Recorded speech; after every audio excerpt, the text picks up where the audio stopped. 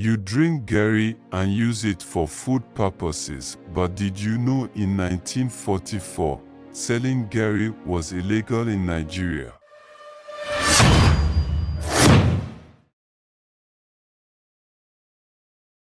The British colonial government made it illegal for anyone to sell Garri privately, and Garri became a government treasure. This actually happened during the era of the Second World War. As we know, the British were suffering at the hands of the Germans, and they were desperate to win the war. They needed money and resources, so they pulled as many as they could get from their colonies, including Nigeria. They built harbors, roads, airfields, hospitals, and anything to make their exploitation easier. Thousands of Nigerian men were recruited into the army to fight in the Second World. Even at that, they still needed more.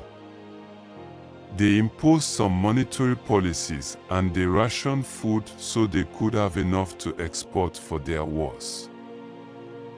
The government was in charge of food distribution and people would have to queue for days to buy Garri. They wanted to tax market women.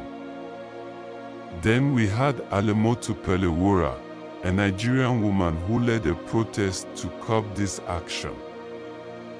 British government was like, British women pay tax, why should Nigerian women be any different? And Pelewura replied, she said, all of Nigeria's wealth was being taken to Britain, hence the British women could pay tax because they were rich.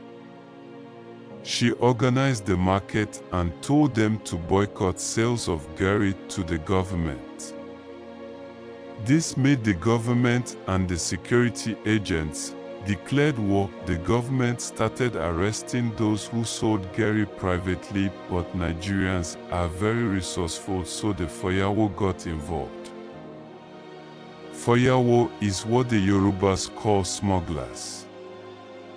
The Fayawo would crawl on their bellies, hence their name, to steal Garri from government stores and sell it in private. Garri had its own black market. The government found it very hard to solve this problem. They tried to bribe Holimotu Pelewura to come to their side, but she didn't sell her conscience. So when next you see Garri, show some respect. Oh.